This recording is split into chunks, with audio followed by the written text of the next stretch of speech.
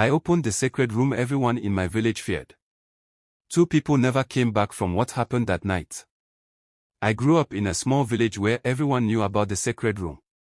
Nobody ever explained what it was for.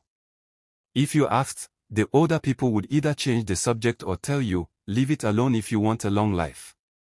Naturally, I thought they were exaggerating. I had just come home after spending a few years in the city. I'd become the kind of person who laughed at old village stories. That was my first mistake. My cousin Chike and 2 other friends dared me to go inside the room with them. It was just after midnight when we climbed over the fence into the family compound. The sacred room looked ordinary. Small mud walls.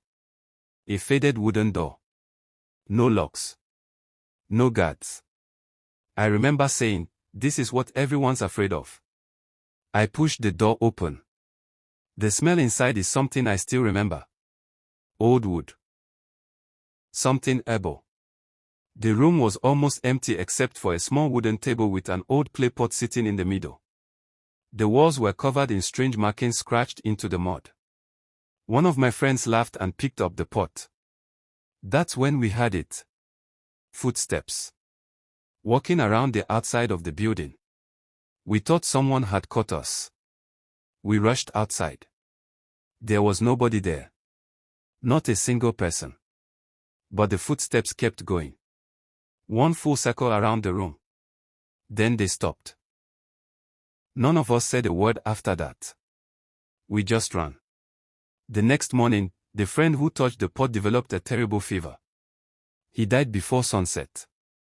The doctors called it an infection. Maybe they were right. 3 days later, my cousin Chike disappeared. He left home on his motorcycle and never reached his destination. His bike was found by the roadside. The keys were still in it. No signs of an accident. The police searched for weeks. Nothing. Word somehow reached the village elders that we'd entered the sacred room. One of them called me to his house. He didn't shout. He didn't threaten me. He simply asked one question. Did anyone touch what was inside? When I said yes, he looked at the floor for what felt like forever.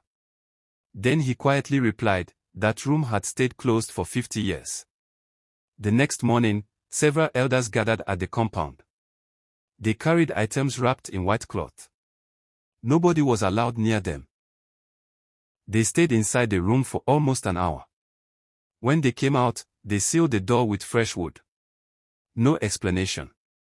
No ceremony. Just silence. I went back once, about 5 years later. Curiosity got the better of me.